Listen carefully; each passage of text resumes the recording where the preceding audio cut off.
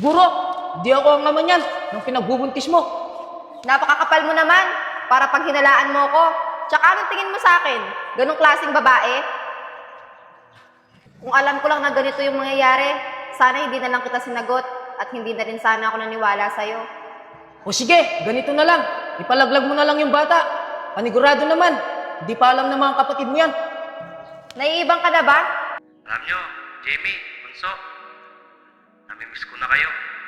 Gusto ko na nga umuwi para makita ko kayo. Paano kaya ate? Sabihin na natin sa kanya, buntis ka. Tos, wag mo na ngayon. Natatakot pa kasi ako na malaman ni Kuya. Sana ate, magkaroon ka ng lakas na loob para sabihin kay kuya. Sana nga, Tos.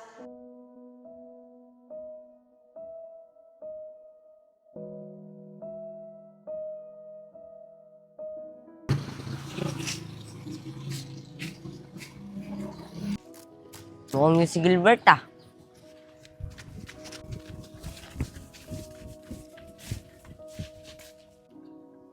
Kabayaran sa ginawa mo sa ate ko. Kulang pa yan sa ginawa mo sa ate ko.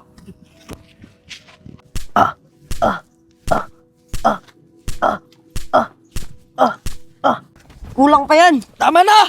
Sa ginawa mo sa ate ko.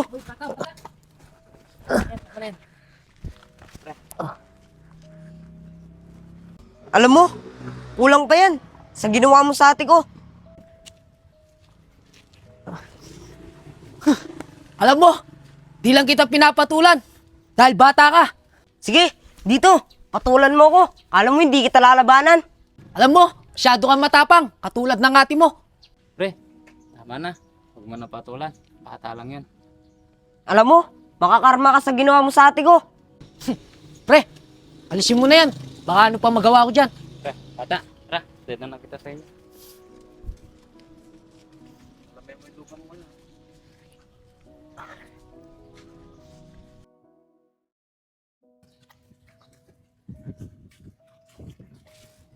Nako, oras na pala.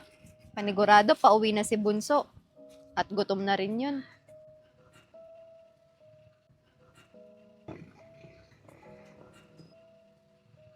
Sa daming pwedeng makita, eto pang demonyo na to. Kamusta ka na? Malaki na rin pala yung tiyan mo.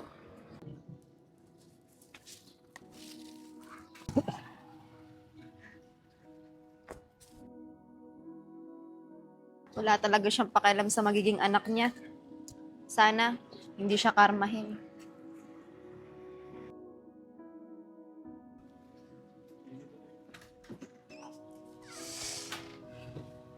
Pakasarap talaga na luto ni ate. Busog tuloy ako. Kapangin mo na ako dito. Sa wakas, makikita ko na yung mga kapatid ko. Hindi na ako makapaghintay. Kuya! Oh, Tos, para nakita ka ng multo ah. Hindi po kuya.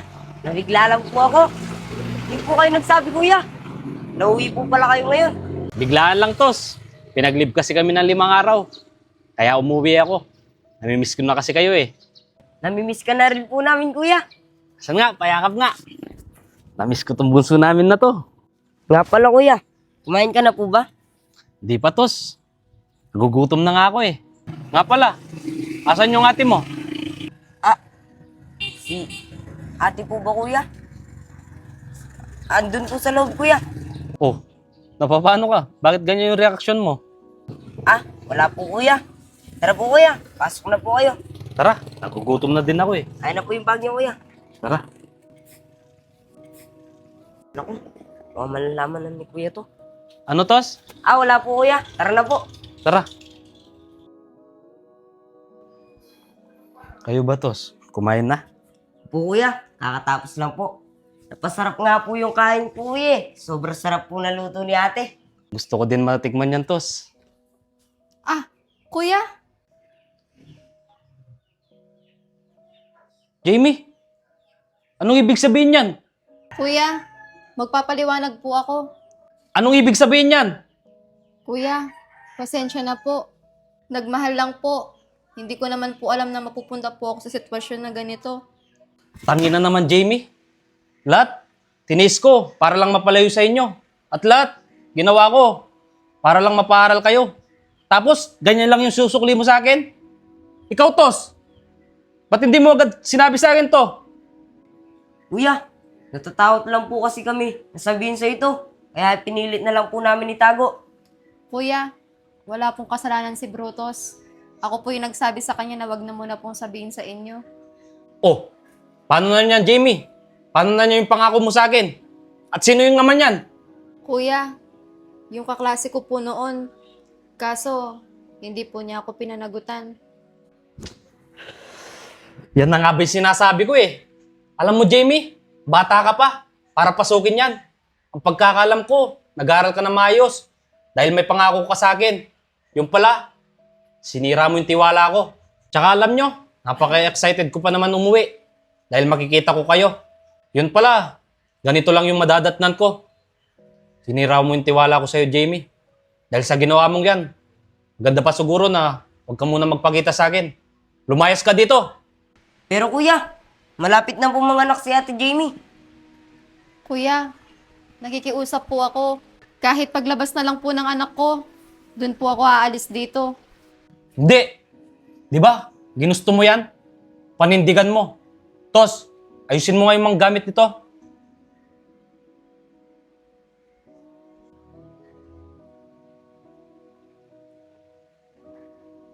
Ate, huwag ka na po munang umalis. Ako na lang po bahala kakausap kay kuya. Hindi, Tos.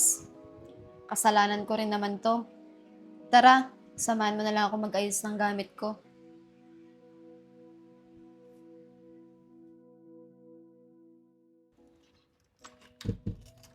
Ate, akin na po yan. Ate, saan ka po niyan tutuloy? Malapit ka na pa naman po niyan mga anak. Hindi ko nga din alam, Tos. Pero subukan ko sa mga tita-tito natin. Sigurado ka na po ba dyan, ate? Paano kaya? Kung kausapin po natin si kuya, madadaan naman po sa usapan yun eh. Alam mo, Tos, sa nagawa kong problema, panigurado, hindi ako mapapatawad ni Kuya. Tara na, Tos.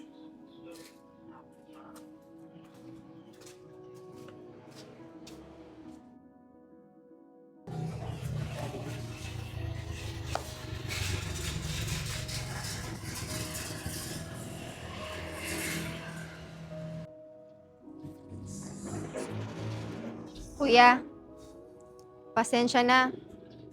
Dahil hindi ko natupad yung pangako ko sa'yo. Hindi man ngayon.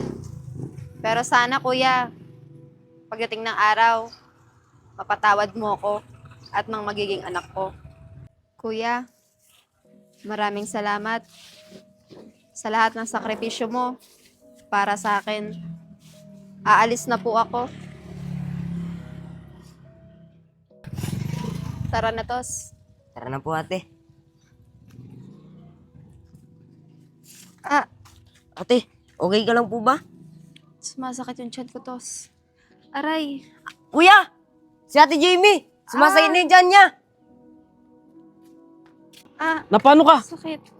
Kuya, manganganak na po ata ako. Tos, tumawag ka na ng motor. Akin na yan. Dali mo. Dali na natin sa ospital yung ate mo. Sige po kuya! Ah, Kuya, sobrang sakit na talaga ng tiyan ko. Tiisan mo lang, Jimmy. Tara, doon muna tayo. Habang ininintay natin si Brutus.